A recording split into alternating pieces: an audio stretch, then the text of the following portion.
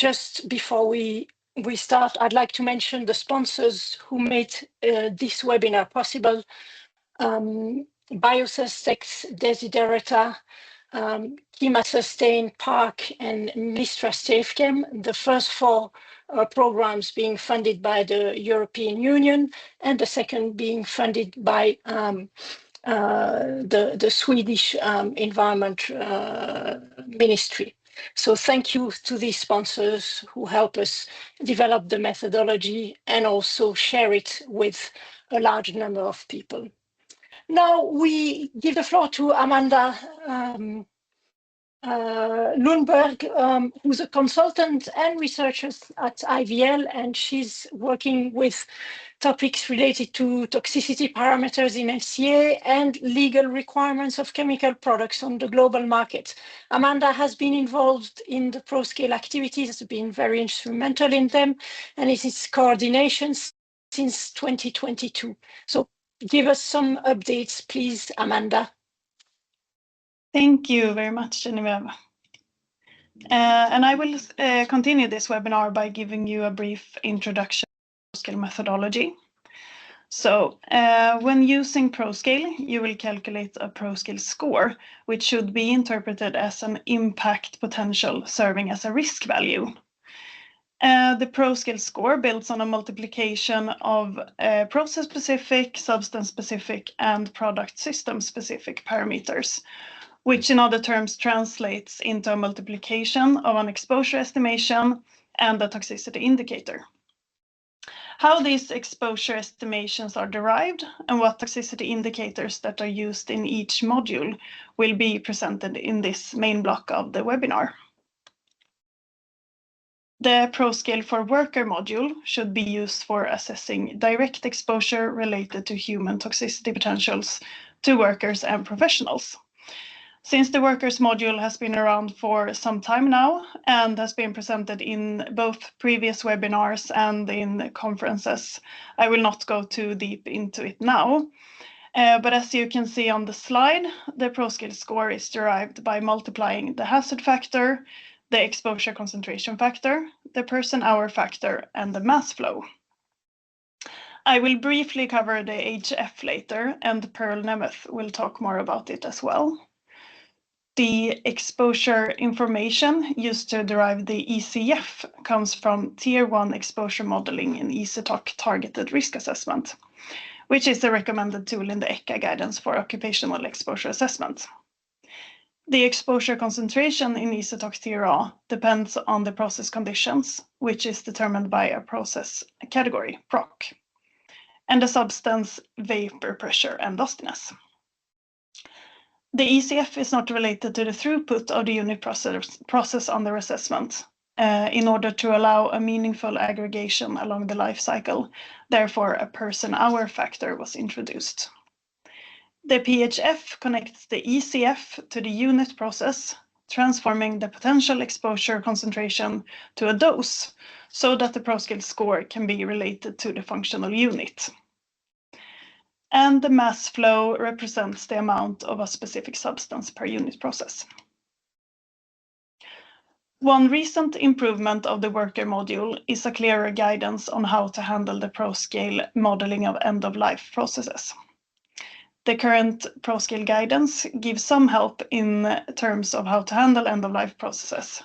And in our recent advancement of ProScale, we have clarified that end-of-life should not be a standalone module, but rather be tagged on to the ProScale for Worker module.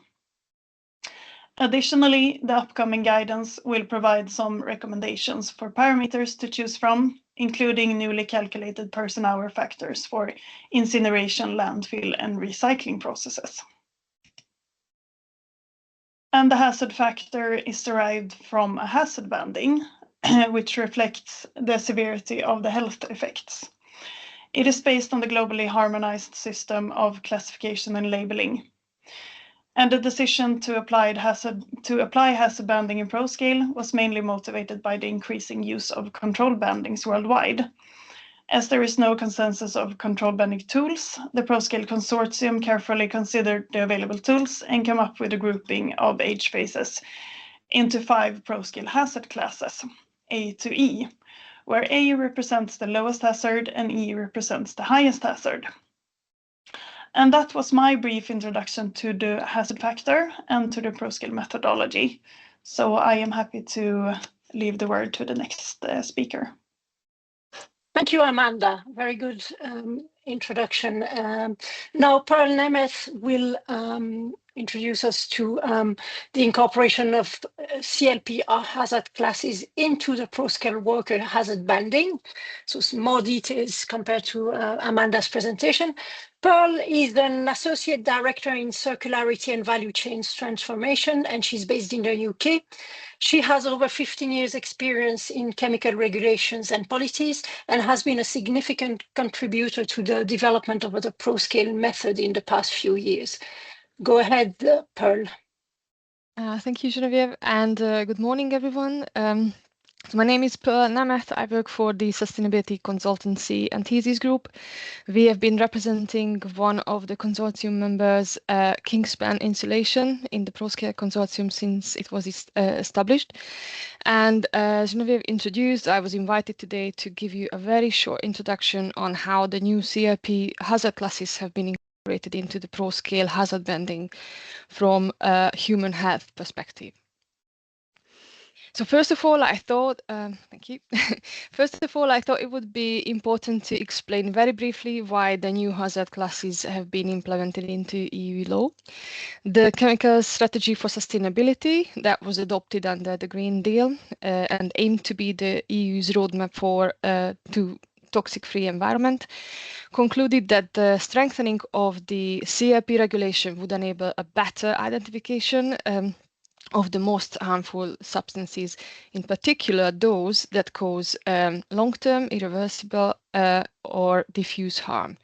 So they've been looking at 3 groups of substances: endocrine disruptors, persistent, bioaccumulative and toxic substances, and those that are persistent, mobile and toxic. The first 2 concerns were already recognized under the REACH regulation as equivalent to the substances of very high concern. And the third one is a relatively new concept driven by the concerns around forever chemicals, also known as PFAS, but could be applicable beyond those chemistries.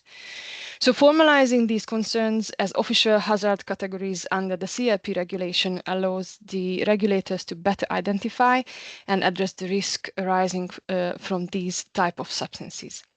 You can see the timeline for the adoption was last year, May in last year for substances, and May 2026 for mixtures.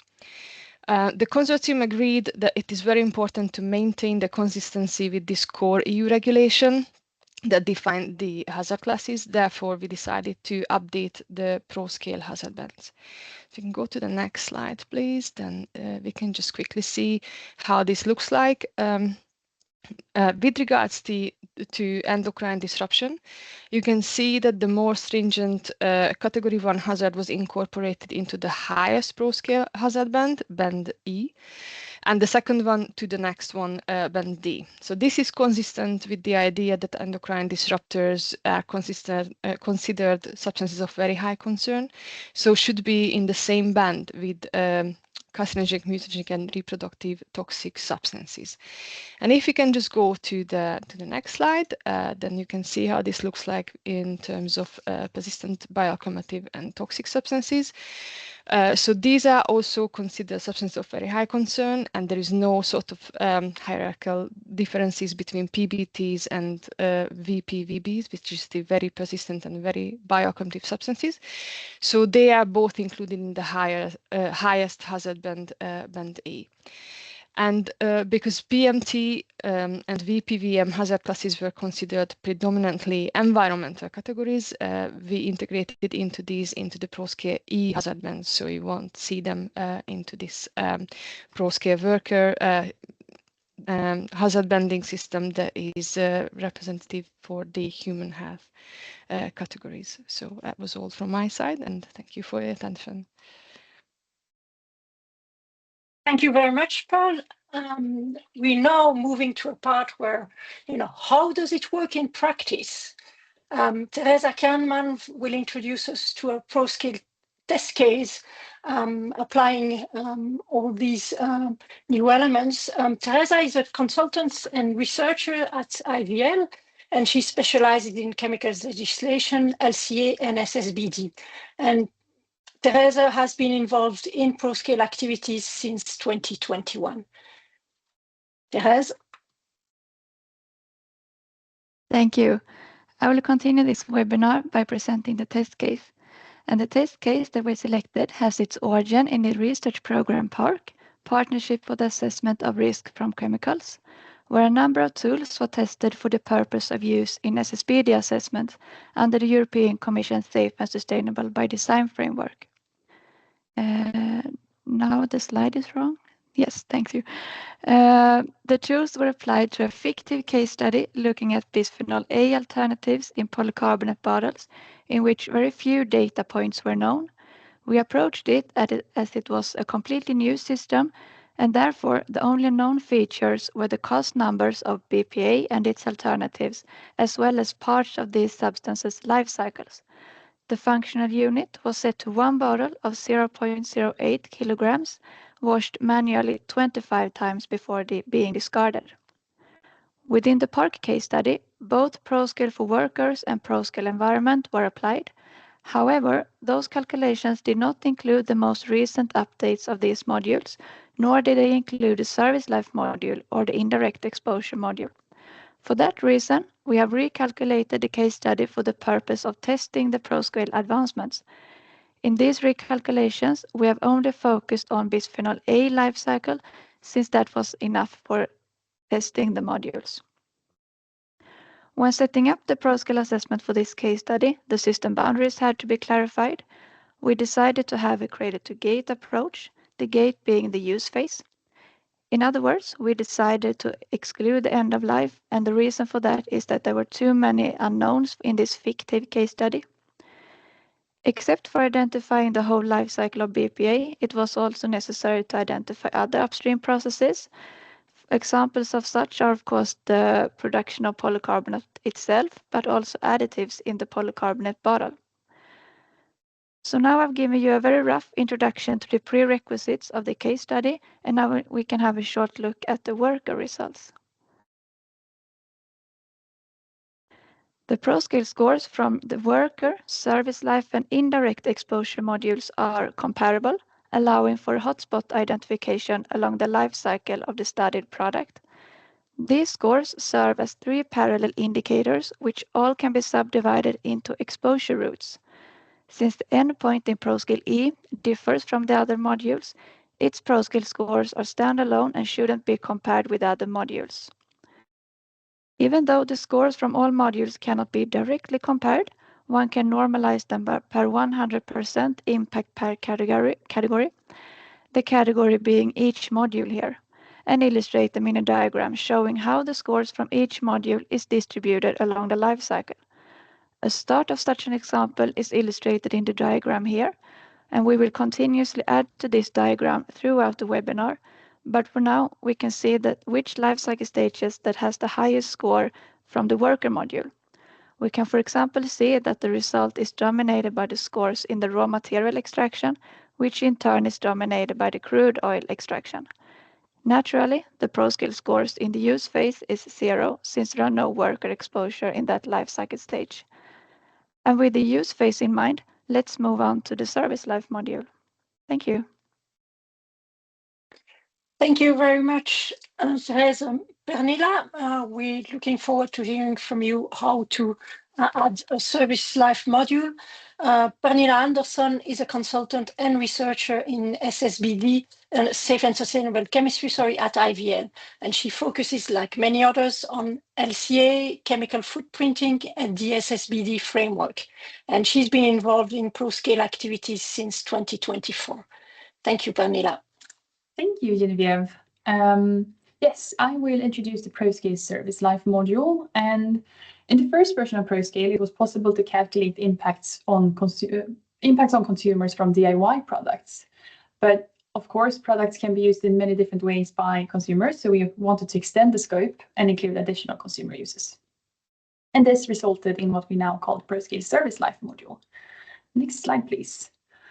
So this is what the service life module looks like. It consists of a characterization factor based on the hazard phrase, the PPDD, the per person daily dose, the person hour factor, and the mass of the product assessed, the MREF, as well as the mass required to fulfill the functional unit of the MF.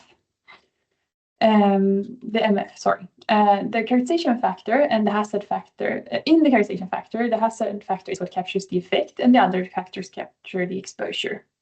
The mass flow is what is used to connect the system together as an LCA. And now I'll guide you through all of these factors by briefly introducing each of them, beginning with the hazard factor. Next slide, please. Yes, and Amanda and Pearl have already given a good introduction to what the hazard factor is generally in ProScale, and just like in ProScale for workers, we use hazard phrases. We also decided to use the occupational exposure limits, similarly to ProScale for workers. And if that's not available, we all use derived no effect levels. And we have kept this methodology, even if occupational exposure limits are, of course, focused on occupational effects, because there is, to the best of our knowledge, no equivalent types of values for consumers.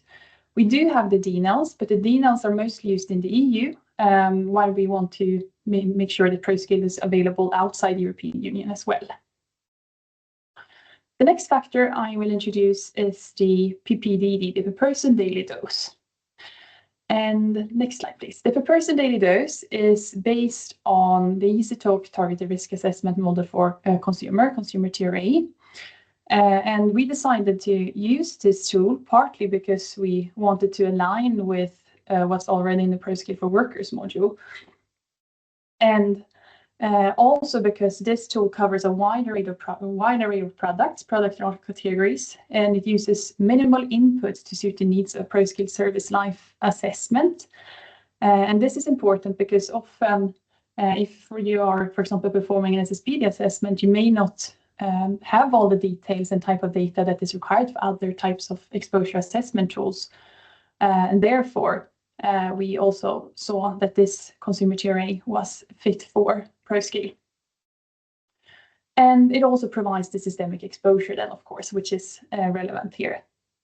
And we are fully aware that consumer tier A is often considered rude for risk assessment, but in life cycle assessment, as we're often focused on relative results, we do think that this tool is sufficient for the purposes of ProScale. The next factor in the ProScale service life is the person hour factor. And as we mentioned earlier, the person hour factor is used in ProScale for workers as well, and it's used to take the exposure per person to the exposure of all consumers, in this case, in the environment in which the product ends up.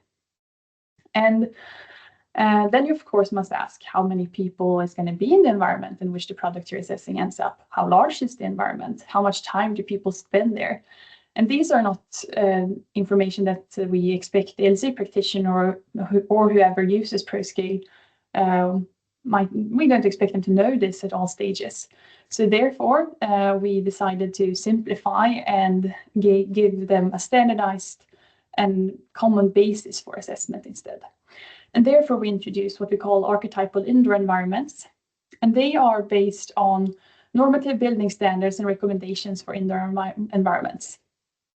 And the PHF therefore consists of 4 factors for ProScale for workers. It's the people density, the environment surface area, time per person per year. And for these 3 factors, there are default values for different types of environments, as well as the functional unit horizon, which is specific for the product system.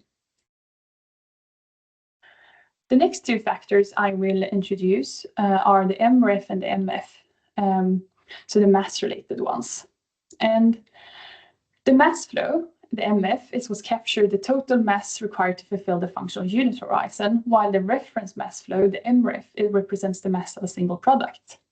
And if only one product is needed during the time horizon, the MF is going to be equal to the MREF. But if several products are required to fulfill the functional unit, the MREF remains the same while the MF increases. So for example, if you want to compare 2 bottles, we have the green bottle here, it weighs 700 grams and it lasts for 3 years. And that's for the time you expect it to last, or the time you want to assess it for. And then your MF is going to be 700 grams as well. If you look at the blue bottle, it weighs 500 grams and only lasts for a year and a half.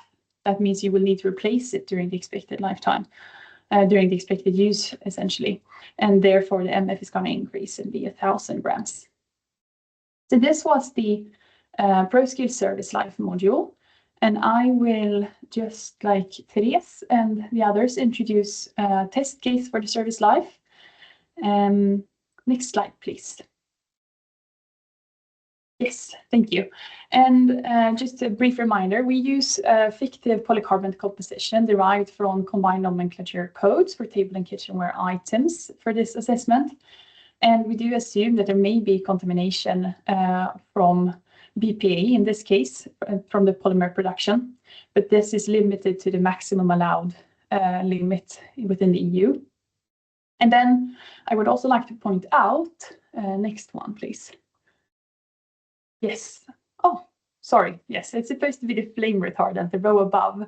The TCEP is a substance of very high concern, and we were unfortunately unable to identify other types of composition for polycarbonate bottles, but decided to use this type of composition because the purpose of this test case is to test the tool. Yes. Next slide, please. Some data inputs that are specific for the service life module is that we needed a functional unit horizon, which was 2 years. We do know that the bottle undergoes 25 washes, and therefore we need to scale our dishwashing liquid accordingly, as well as select relevant product article categories or article categories.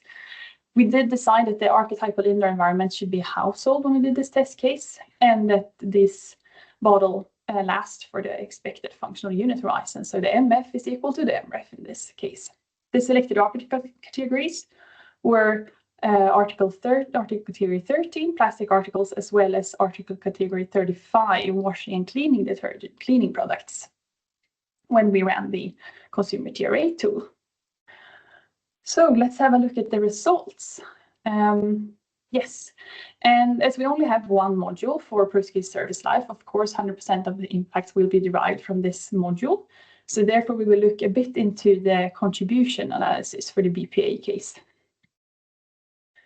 And here we see that the contributions from different components for all 3 exposure routes, including, here we see those 3, including and excluding TCEP. And as you can see, the TCEP, the flame retardant, is driving all impacts across exposure routes.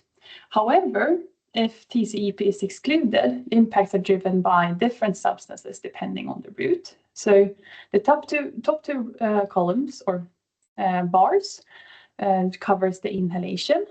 The first one excluding TCEP, and then we have the alcohol from the detergent as a driving factor. If we look at the middle 2 bars, we see that the substance driving the impacts are the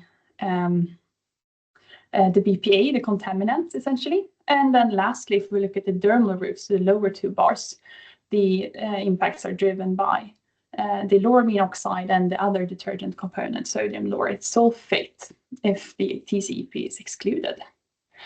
And that was everything about the service life module. Thank you for your attention. Thank you very much, Pernilla. This is really interesting as an add-on, and this fictitious case studies gives a real insight into what may emerge from applying the ProScale methodology in this type of circumstances. Okay. Before we take a break, we have a short question to Erwan that he will take some time to address. I'll read the question aloud. The question is about the positioning of risk assessment and LCA. In an SBD context, the risk assessment is the step to ensure that 2 alternatives are safe. Subsequently, an LCA-based assessment of the severity of the impact can be used to identify the alternative with less impact. In this logic, the absence of risk is a prerequisite to go to LCA in a sensible manner. How do you see this, Erwan? Well, the answer is easy. It's yes, absolutely. I mean, risk assessment is not something that you could balance with the outcome of the LCA, saying, okay, my LCA is pretty good, so I can accept to have a product at risk. No, risk assessment is a must. All products B and A or A and B must be safe. Now, you could say that maybe A is safer than B because the risk assessment ratio or risk characterization ratio are much lower. So basically, if you have a product with a 0.001 is better than something that is 0.1. So you could say, okay, I prefer this one from a risk assessment point of view, but they must be safe. And then on the LCA, again, that's something I didn't have too much time to address. Depending on the method that you are using, you are going to look at the impact in a different way. For used stocks, as I said, it's mainly about chemicals that remain in the aquatic environment in the dissolve phase for a very long time. And that's not the only impact that you may want to address or to look at. So again, LCA is one type of answer, and risk assessment is, of course, a must to do. And it must be safe before you accept and you go further. Thank you, Erwan, for this very elaborate answer. We are a little bit tight in terms of timing, so we will now move already to the second part of our webinar. Just as a reminder, if you have questions, please put them in the Q&A box, and we will have some time at the end of this session to answer them in detail. So now we move to the comparison of the safety of products using ProScale, and Johannes will present the result of group work.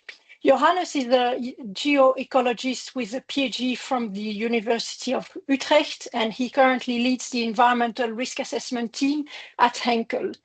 He also chairs the ECTOC scientific committee, and he's the member of an ECTOC team that explores comparative safety assessment in view of SSBD evaluations. And this group has been using ProScale for that purpose. Johannes, the floor is yours.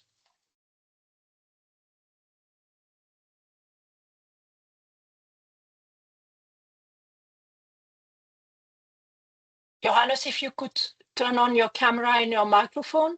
Thank you.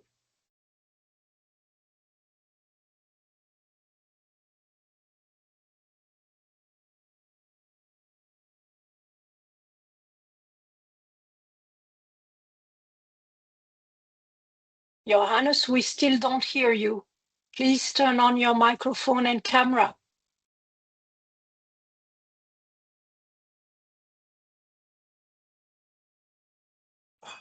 Now you can hear me. I'll rush through the slides. Absolutely. Thanks for the kind introduction. Please go to the next slide. I have prepared a little agenda. I'll talk first a little bit about the task force and the task that we have ahead. Then go into the two cases that we compared. And at the end of the day, at the end of this presentation, I'll shortly talk about the ProScale E prototype that we devised in order to tackle the environmental aspects of the comparison. May I have the next slide, please? A short word on ECTOC. ECTOC is a scientific association that brings scientists from academia, governments, and industry together to look into chemical safety and to develop practical and science-based tools, recommendations, and solutions to advance chemical safety assessments. And one of those assessments is, of course, the comparative assessment of two chemical products. And can I have the next slide, please? That the team is looking at. I'll skip this one. Please go to the next.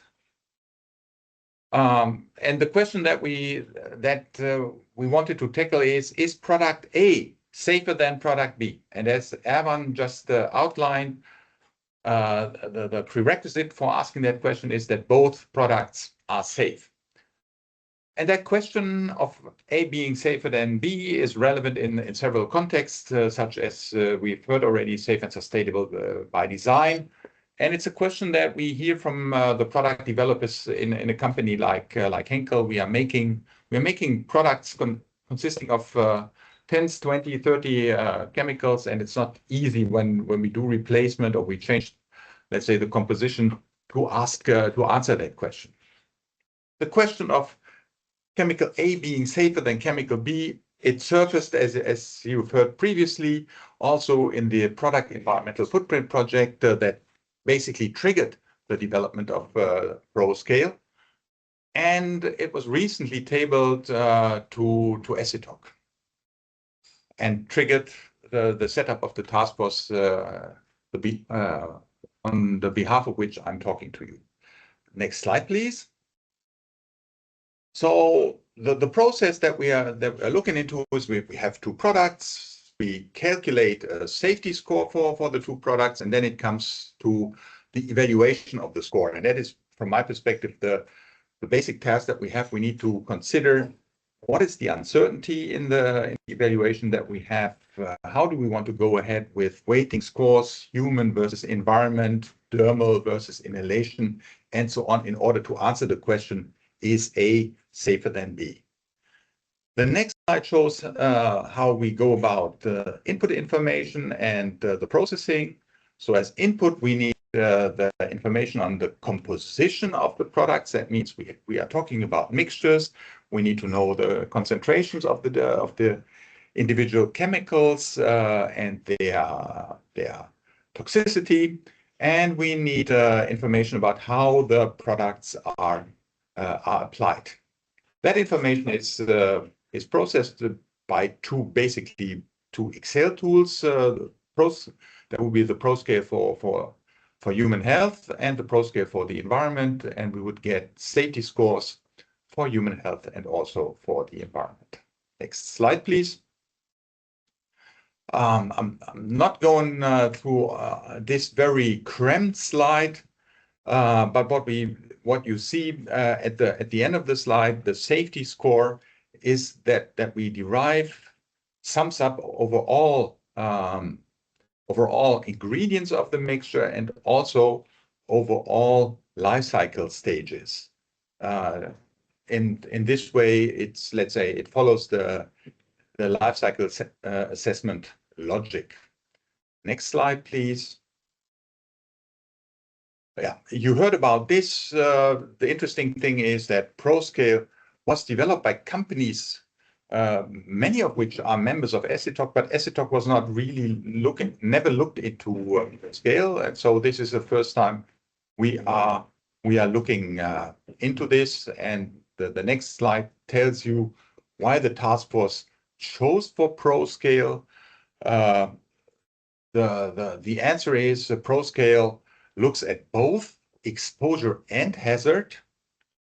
ProScale, because it's based on the ESITOC target risk assessment tools, has a wide range of applicability because the handling of chemicals is represented in a very generic way, and because it works with very easily available information on substances and conditions of use.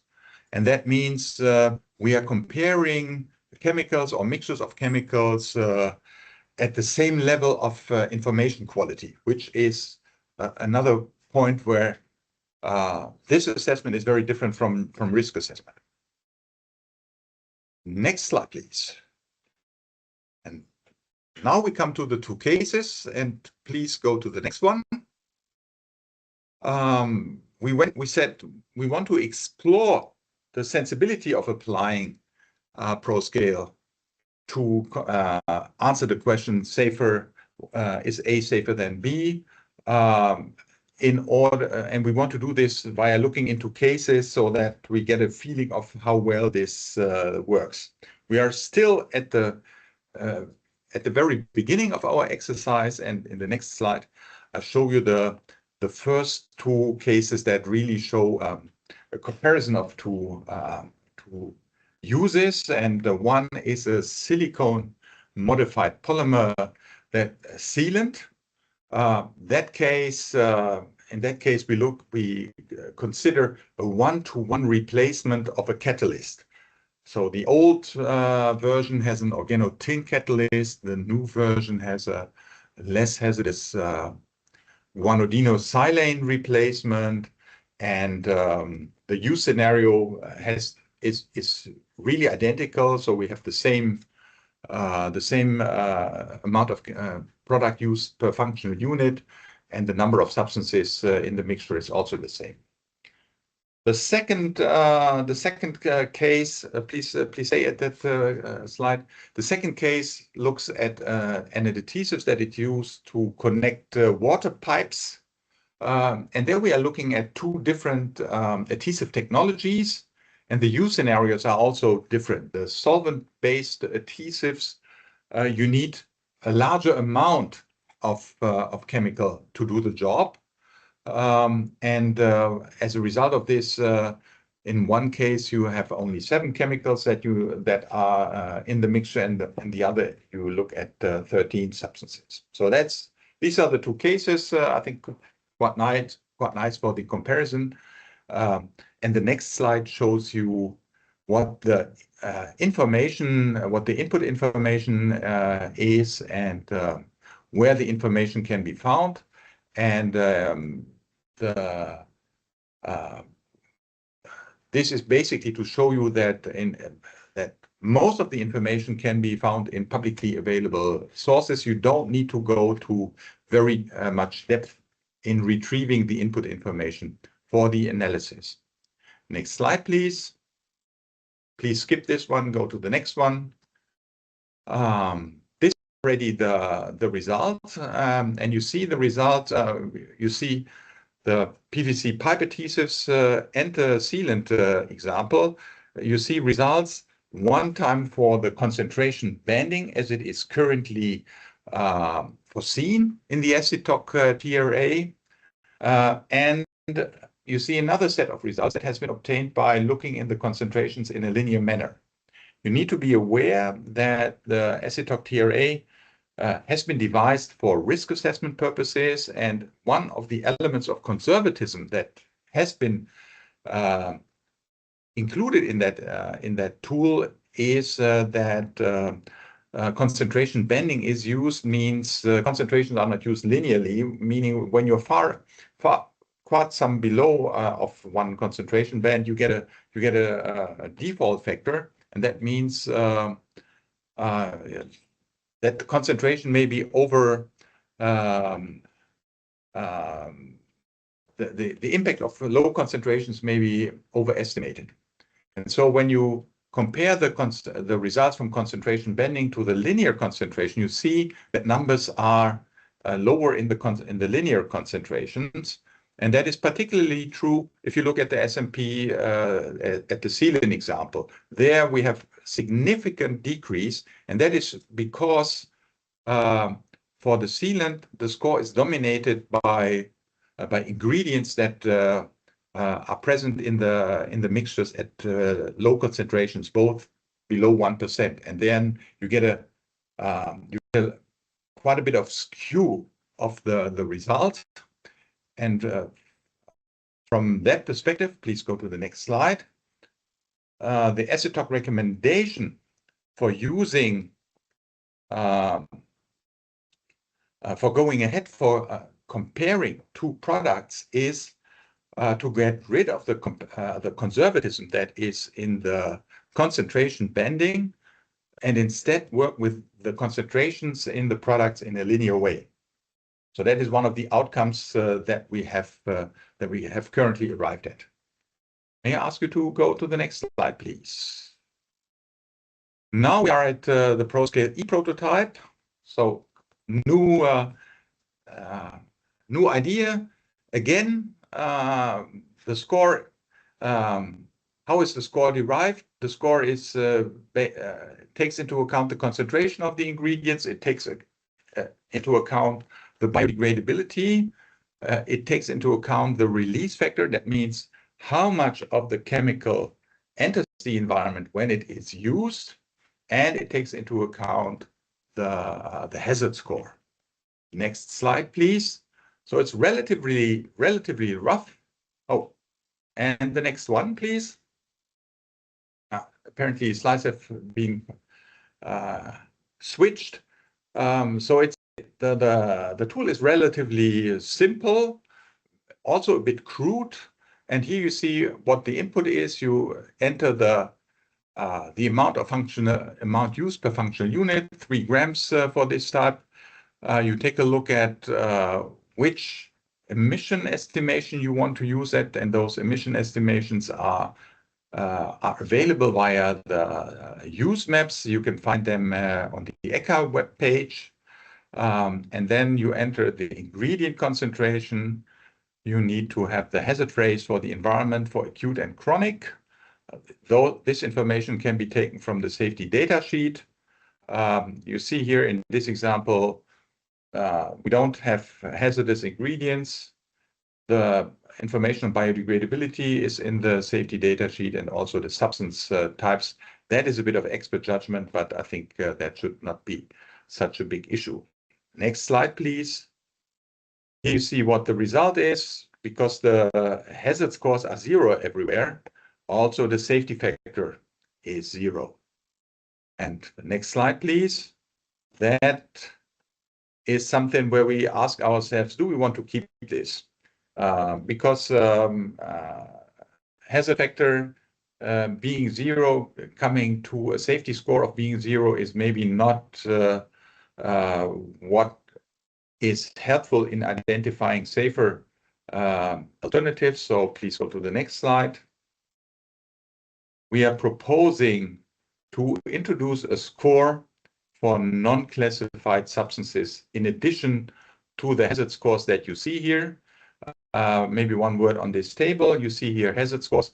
Those are different from the ProScale hazard scores that existed before ESITOC and ProScale looked into the hazard scores. These hazard scores follow the logic of GHS. They also include the new CRP hazard classes, and they have a factor of decadic spacing between the hazard classes, in line with the logic of GHS. And this concludes my presentation. My apologies for running slightly over time, and happy to answer your questions. Thank you. You are forgiven, Johannes. That was a very complete and very helpful presentation. We now move to the presentation from Stathis. Stathis Reppas is an environmental engineer at IVL with a PhD in applied environmental sciences, and he will introduce us to the Indirect Environmental Exposure module of ProScale. Go ahead, Stathis.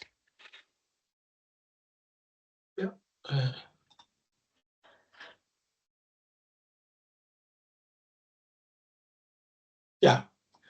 Yes, so before we dive into ProScale Indirect Exposure module, we will also briefly cover the results for the test case for ProScale E. ProScale E and ProScale IE are two modules that don't address direct human exposure, and this is also why we present them together. Here, they also share some methodological similarities, which we will soon discuss. And yeah, let's start with ProScale E, the ProScale E test case. Well, first, as you can see, ProScale E, before we jump into the results, ProScale E was the topic of our last webinar, so we're not going to cover the whole methodology here. We will focus on the results. ProScale E results here are driven almost entirely, as you can see, by manufacturing and processing in our cradle-to-gate assessment. And you can see that the use phase is basically negligible. The results are flagged as incomplete, though, because most of the estimated emission flows did not have an H400 hazard classification available in REACH dossiers. And so large parts of this life cycle inventory can contribute to the ECOTOX score. Despite that, we think that this is still quite informative, actually. We can see that BPA emissions from several processes is what is the driving substance that leads the scores. So ProScale results in this case are mainly telling us that if you want to reduce environmental chemical footprint, you need to focus upstream on the production and processing rather than on the consumer stage. And yeah, let's go to the next slide and discuss a little bit the ProScale IE, the module for indirect human exposure.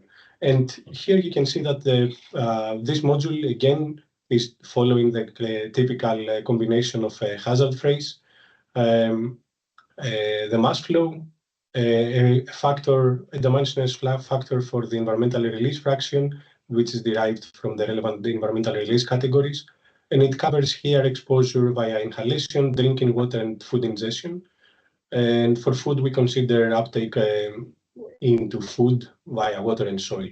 And a dimensionless degradation factor, which is based on SDS and REACH data. And what is also added here is a dimensionless multiplier that is expressing the relevance of a route for the environmental medium, compartment, and the matrix via which the indirect exposure occurs. And this is, as we will see, a combination of Fischem properties. Next slide, please. Yeah, so here, I think this is actually would be interesting for some of you and conceptually help clarify a few things for this module. You can see that basically it is very similar to the ProScale, and in fact we build directly on it. We substitute the hazard factors for ecotoxicity with hazard factors for human exposure, and they are the same as we use in ProScale W and ProScale service life. And also we add the route relevance with the descriptor that we discussed. So this is maybe a key to unlock how someone can understand this module a bit more in a bit more simple fashion. And in the next slide, we can see the DF mapping, which is exactly the same as in ProScale. I will highlight that we have decided to use a factor of 1 as a default when we have no other data. And yeah, but the rest is pretty much the same as in ProScale, or exactly the same actually. And in the next slide, we can see the new component of ProScale indirect exposure, which is the E factor, let's say. And here we have different descriptors for the 3 different routes. We have for inhalation, we have volatility properties, and those we derive directly from SDS and REACH. And we prioritize vapor pressure on also Henry's law constant when it is available. For drinking water, the properties to check would be actually low KW and KOC, also water solubility. And for food, again, log KW, BAF, BCF, and KOC, following the relevant regulatory criteria. Let's go to the next slide, please. Now, as you can see in the results here, ProScale indirect results. Well, you can actually already see a little bit of a similarity with ProScale E, because it inherits ProScale IE inherits the same emission fate backbone as ProScale. So it's expected that the life cycle hotspot stays in manufacturing and processing. And then IE adds the route mapping as we discussed, but the underlying mass flows still dominate where the score appears along the chain. ProScale tells us where the environmental releases matter, and ProScale IE interprets that the same release pattern through human intake routes. And in this test case, both point to upstream manufacturing processing as the key hotspot. And yeah, that's all for ProScale IE for now. Thank you very much, Stathis. Good look at a new module, and will show definitely useful in practical implementation. Okay, we are now back to Amanda, who will outline the coherence of the ProScale methodology. How do all these modules add up, and how does it make sense? Thank you, Amanda. Thank you. So I will talk a bit of the coherence and hopefully round everything up that we have heard so far. So, the initial version of ProScale mainly focuses on direct exposure of chemicals to workers and professionals. And to allow the user to apply ProScale to all life cycle stages, 4 new guidelines and modules have been developed since then. And today we have seen more of the recently developed modules, ProScale for Service Life and Indirect Exposure, as well as some deep dives into ProScale E and EasyTalk from Johannes also. So it was nice. And the figure here provides a conceptual view of how the modules fit together to provide a full picture of the toxicity potential along the life cycle. And I will highlight some similarities and differences between the modules on my last slides here. And the initial version of ProScale guidance includes a description of how the method can be adapted to assess toxicity indicators via direct exposure in service life.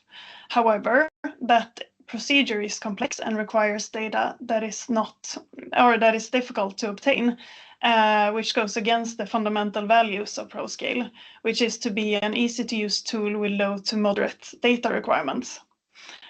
The updated service life module follows the same logic as the other modules for calculating the ProScale scores, building on the multiplication of process-specific, substance-specific, and product system-specific parameters, where an exposure estimation is multiplied with a toxicity indicator. To account for different types of exposures and endpoints, extra parameters were added to the foundation of the equation to calculate the ProScale scores for all of the different modules. For example, once substances are released into the environment, they may start degrading, which affects how the endpoints will be exposed, and therefore a degradation factor had to be added to ProScale E and IE modules. On the other hand, during direct exposure to workers, there is no need for degradation factors, and instead one must account for the number of workers that may be exposed to the substance, which was done by adding a PHF to the ProScale W and ProScale SL modules. And one similarity is that all factors are based on age phases under GHS, covering the same hazard banding in the worker, service life, and indirect exposure modules. And the hazard banding of ProScale E differs in the sense that it considers age phases for the environment. And that was all for me now. So thank you all for your attention. Thank you, Amanda, for this very complete presentation of the global coherence of the ProScale galaxy. Let's put it that way. We are now addressing a new field, and the one of occupational exposure in the context of social LCAs. Nirvana Marting will introduce us to that. She's a researcher specializing in sustainability assessment with a particular focus on social life cycle assessment. And she works at the Luxembourg Institute of Science and Technology in the unit of environmental sustainability assessment and circularity. Nirvana. Morning, thank you very much for the introduction. So now I will be talking about occupational exposure in social LCA. I will be presenting the preliminary results of our PVC window frame assessment being carried here at LIST with ProScale and in collaboration with Thomas Rydberg. So I would like to start by introducing the concept of social LCA. The aim of a social LCA is to assess impacts that production processes have on individuals, considering a foreground system, in other words, the processes we decide to assess, and a background system, which entails the production of inputs required for the foreground system. Next slide, please. Yes, so the assessment follows the guidelines for social LCA.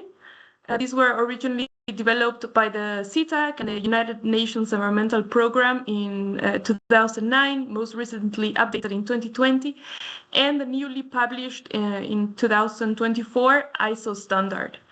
The guidelines suggest to cover different stakeholders, and we know that relevant stakeholder for assessing production processes are workers, and also to cover some impact categories, and relevant one is health and safety.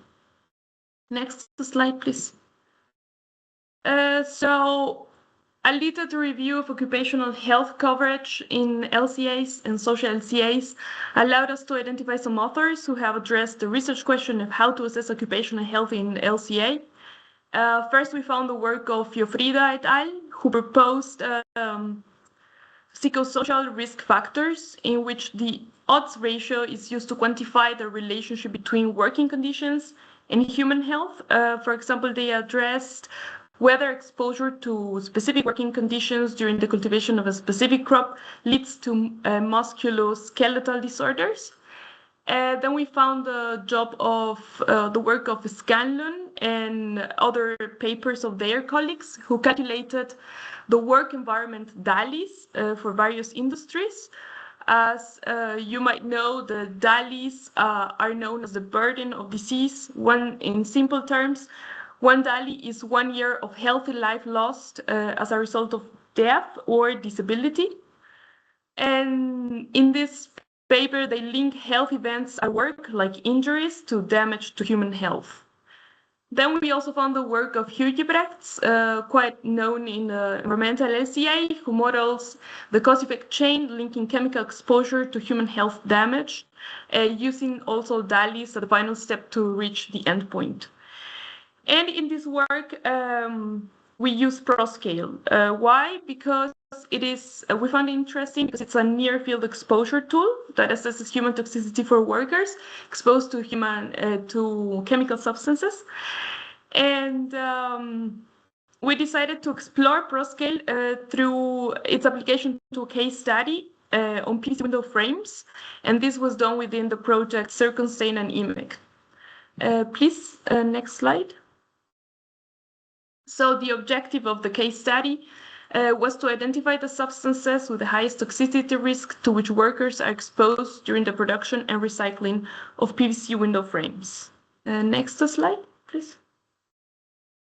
Yes, so the product system covered the extraction and production of raw materials required for PVC production, as well as PVC production, profile production, the window assembly, the montage, the mounting of the window, sorting and collection, and then mechanical recycling and incineration. These last two with some limitations. For incineration, since we are considering only inputs, then it's the final. We don't really have final results for this part. And for the dust, during recycling, we are considering lead because lead was used in the past as a PVC stabilizer. It was phased out of version PVC in 2015. However, recycled PVC can still contain legacy lead. So that's why we consider lead. Next slide, please. So we use ProScale in an Excel template. The inventory of substances was taken from the IMEC project and from EcoInvent. Data for the study were collected from various sources, including Gestis, the ECHA website, the ProScale tool. And because we did not work directly with industry partners, specific data on worker protection measures and personnel factors had to be collected from other sources, and some assumptions were made. For example, protective measures were assumed to be at the same level for all processes and substances. Personnel factors were mainly obtained from the SOCA database for social life cycle assessment. The SOCA database data are derived from input-output tables, in this case specifically from the EORA input-output database. Next slide, please. So in this graph, we present the preliminary results. The processes with the highest inhalation scores are petroleum and gas production, also petroleum refining to obtain naphtha, steam cracking to produce ethylene. These are processes that appear earlier in the value chain and serve as suppliers of the raw materials used to produce PVC. During the PVC production itself, exposure to vinyl chloride shows the highest score. And the processes with the highest dermal scores are related to the use of the polyurethane foam during the mounting of the window. Next slide, please. Yes, I will skip this slide. The next one. Thank you. So finally, as discussion and conclusions, there are two things to mention. So lead is among the highest hazard substances, but it does not show major contribution in the overall results in comparison to, for example, crude oil, which is the substance with the highest PS score. And also no OEL was found for crude oil and other petroleum fractions. And in this case, ProScale assigns a conservative OEL, and this influences the overall results. Also for this study, a conservative lead concentration of 2% in PVC was assumed. Still, the scores of the process containing lead is minimum compared to the crude oil, and this is because of the mass flow, only a small fraction of lead is released to the air, whereas in the inventory it shows a higher requirement for crude oil. Also, the exposure concentration factor, which is much higher from crude oil, reflecting also differences in how volatile and solid exposures are predicted. And the hazard factor, as I said before, crude oil is assigned maximum hazard value, as no oil was found, and this is a conservative assumption. Concerning other studies, the ECA conducted a study to identify the most hazardous substances in PVC production, and this report highlighted vinyl chloride, ethylene dichloride, PVC dust, and dioxins. Because our study included only inputs and not emissions, those substances did not appear in our results. I referred to the dioxins. Nevertheless, vinyl chloride, ethylene dichloride emerged as the highest scores during PVC production. And for PVC dust, as I said, we are only considered lead. So some final words on ProScale. We found that ProScale was useful for identifying human toxicity potential for workers along the value chain. It would be valuable for ProScale to work an endpoint indicator and also map scores across different processes so that we can also include the contributions from the background system. Thank you very much. Thank you, Nirvana. Very useful again. We are a little bit ahead of time, and I will invite Therese Kärnman to give us an overview of how the ProScale tools are currently and what's about the operability of the system. Therese? Thank you, Genevieve. Thank you, everybody who's attending this webinar. So operability has actually nothing to do with opera. It has to do with how to work with the tools and with the method. So next slide, please. And I will try to be relatively brief, in fact. And you have seen this particular chart before. So I just wanted to start this part of the presentation by saying that now you heard over the past hour and a half, roughly speaking, that we have introduced both updates to the existing modules in terms of updated hazard banding or hazard phrases that are introduced into the banding. We have aligned the ProScale E hazard banding with ECTOC. We have developed new modules for service life assessment and for indirect exposure. So this also means that we will have to update what we have done in the past. So let's look at what we have at hand and in terms of tools. Next again, please. So you heard Nirvana Marting talking about using an Excel tool for the assessment, which is a screenshot of which you see here on the left-hand side on this slide. Some of you in the audience who have been trying out ProScale have seen this potentially. You may also have been invited to and have access to the web tool, which you see the front page on the right-hand side Obviously, we do have them, and as we have understood before today, some aspects of the service life, specifically do-it-yourself operations or the similar, will be possible to assess already with these tools, but obviously they are based on the old or the initial hazard banding for human health, so they are not updated with the currently introduced hazard phrases that Nemeth introduced today. So we have work ahead, of course, to make sure that we have the updated versions of the new tools, but we are not planning to necessarily update the Excel tool or just update the existing tools, but we are actually building a new web tool. So if you go to the next slide, please.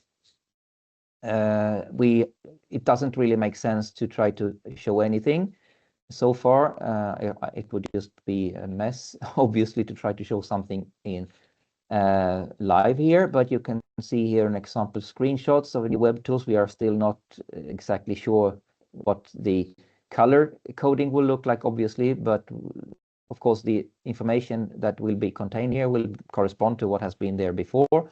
But we will also make sure, of course, and that's a significant and important part of the update, we are working on to make sure that we have all the new tools, the new modules rather, included in the new tool. We're also considering, or let's say the plan is to have kind of a two-tiered setup where we have one approach, or let's say one way of accessing it that is available to anyone. We also are planning potentially to have a more advanced version that will be then somehow accessible if you're more interested. Then you will have a bit of a license fee there, as it seems. But we are still, let's say, in the system design phase and starting to implement the different modules in the web tool. So let's see. You have to keep, let's say, or we will keep posting updates on this as we go along. The planned launch date is early during the autumn. And we are also going to implement various approaches of integration with other tools, import and export, obviously, of data and the results, and also not necessarily already in early autumn, but at some point in time we will have more direct ways of accessing the tool from other tools, such as the Park Toolbox, which is, as you heard, one of the projects sponsoring parts of the developments and the webinar here. Next slide, please. Some other operability actions. So of course it's nice to have tools available, but most or quite a lot of the underlying information is about the data availability. So let's go to the next slide, please, and where I just click one more time, and maybe we can click again, please. Yeah, good. So when we look at all the different modules that we have, we are building essentially the worker and service life on the already available tools for exposure assessment in the EasyTalk TRA suite. So then the logic of those tools is that they provide a concentration or an exposure based on the occurrence of a substance in a process or in a product. And then, so that's on the left-hand side here. We obviously then add the person-hour factor, or PPDD, as you could see, and combine with a hazard factor to achieve our ProScale score. On the ProScale E and indirect exposure or indirect effect approaches, we are working with a slightly different approach, more aligned with how regular LCA methods or other LC lifecycle impact assessment methods are designed, meaning that you have from some other source an emission coming out, We have, of course, the access, or we have chosen to allow for the ERF, as you saw from in the presentation of Stathis, for example, where you can actually, let's say, come up with a environmental release factor. But here it's assigned the terminology of the LCI emission, and that's where you typically start with developing regular characterization factors for other LCA methods, containing of a degradation and distribution, or more generally speaking, a fate factor, which is combined with a hazard factor, to put it a bit simple. Now this poses a bit of an, let's say, a bit of a challenge when we want to implement these modules in regular life cycle assessment tools, because frankly speaking, most of us will be working with ProScale in a life cycle assessment context, so we want to have access to the models in the tools that we already apply in the life cycle assessment context. So that's something we are working on, and of course we will keep you updated on that one as well, obviously. Next slide, please. 2 more clicks, I think, so we get to the next slide. So one of the things we have already, of course, is a library of processes that we have already calculated ProScale for worker scores for. But as you have seen already now, we have introduced new hazard phrases into the hazard scoring approach. So we are underway to update this library of processes as well. And of course, the case studies that you have seen here today, for example, from Nirvana Marting, will also help us to feed into this database. And we are obviously interested in anyone who is using ProScale to communicate with us, to also help us to build the library bigger and bigger. If we can have a coordinated and combined approach by users, we will be much helped to build this library, obviously. Thank you. And then we can go to the next slide, which is on a very important other issue that is something we are implementing as well in parallel. Many presenters have talked about various variables that are needed for data, and also the fact that there are sometimes a lack of data or missing data. So we have, I just pinpoint here 3 different types of data and the way we work with these different types of data. So for substances having a harmonized classification according in the REACH system, we can basically pick the H phrases and other data as is in the registration dossier. So they are very simple. Now, unfortunately, a lot of the industry chemicals that we are interested in to assess do not have readily available data in the registration dossiers necessarily. You also heard Nirvana Marting, for example, indicating that for crude oil she could not find, or crude oil OEL, which was generally accepted. So we are, let's say, in the process of building sort of a substance data database, where we will also include non-harmonized substances, so a kind of a ProScale data harmonized database, if you like. For that purpose, we have also formed a data harmonization committee within the, let's say, membership of the ProScale consortium to help us to more or less agree what data to actually use.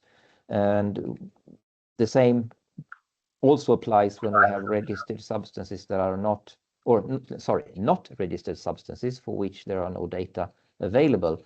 And you've heard about SSBD today. This is, of course, a situation where you might come into substances that are not even registered in REACH, for example.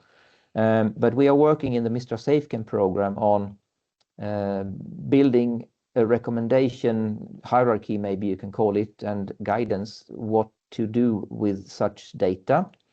Basically, we will apply computational, also known as in silico tools for property predictions of chemicals. But it turns out there are many different tools of that kind, so it's not, let's say, enough just to have these tools available. You also need to have some kind of guidance how to interpret these results. And again, ultimately, it will come down to some kind of decisions taken by the ProScale Data Harmonization Committee to establish what we actually use as our input to the modeling we are using. So this is foreseen to be an activity that we will spend time on in the future in order to build what we can call a kind of a default database, both on the side of the chemical properties and of course also ultimately on the ready-made process modules that can be used for the purpose of ProScale assessments. And that's all from me, so thank you very much. And then I can leave the word back to you, Genevieve, for the wrap-up and maybe question and answer session. Thank you, Thomas. Just to dovetail on your presentation, there was a questions about are the new updates, are they functional on the old ProScale accounts already, or by when will it be made available for people to try and play with the new approach? I think you briefly touched on that, but if you could answer specifically that question, that would be very helpful. Yes, we have, let's say, the modules in terms of their design are, of course, they are available, or you can have them if you get in touch with us. We don't have them yet implemented in any tools operational, so I hope that answers the question. So if you want to try out the modules in your own calculation, that's absolutely fine. But if you want to have, let's say, more user assistance by ready-made tools, you have to wait for another few months. And we have the plan to launch something in the early autumn, say September, and we have a test period happening before that. So those who are particularly interested can also get in touch with us and maybe be part of the test panel. Thank you. Thank you, Thomas. That's an invitation for participation and interaction with the ProScale team. We don't have any additional questions for the moment. We can take a short 2 minutes break. If you want to pose question, please use the Q&A chat box for that purpose.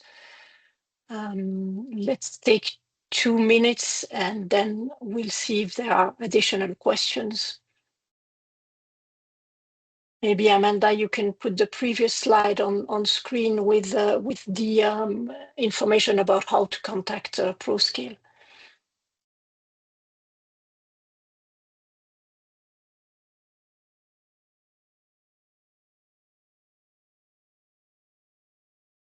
I think there is my email address, and there is also, of course, the ProScale website that many of you probably know of already, but we can still put the web address up there so you remember it over time. And so, like I said, and just to repeat again, unfortunately, I mean, at this point in time, we don't have the tools available through the website.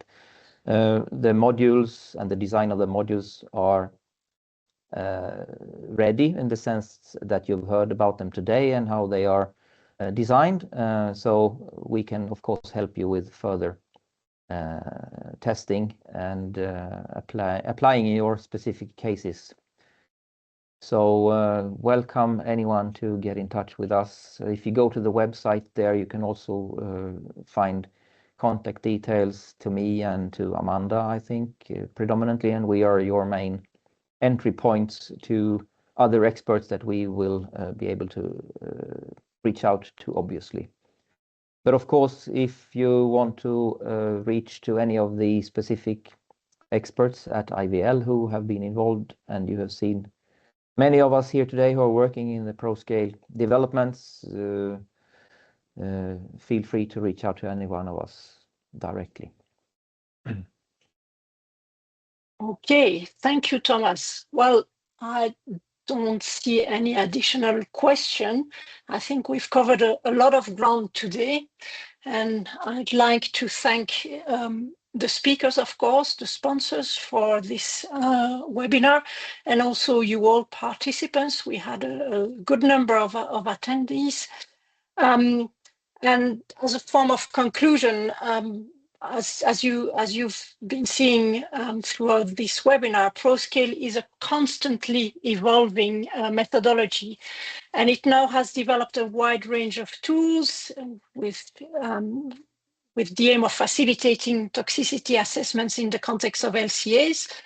I repeat what Thomas said, please do not hesitate to use and test the tools, join the ProScale bandwagon, and your main contact point is the ProScale website, and Thomas and Amanda as the first entry point. But yeah, just don't hesitate to come back to us also after the webinar with some specific questions that we will redirect to the speakers as useful. Again, the webinar recording will be available on the ProScale website after this webinar. So thank you again for your attention and participation. And have a safe afternoon and a nice weekend. Thank you all.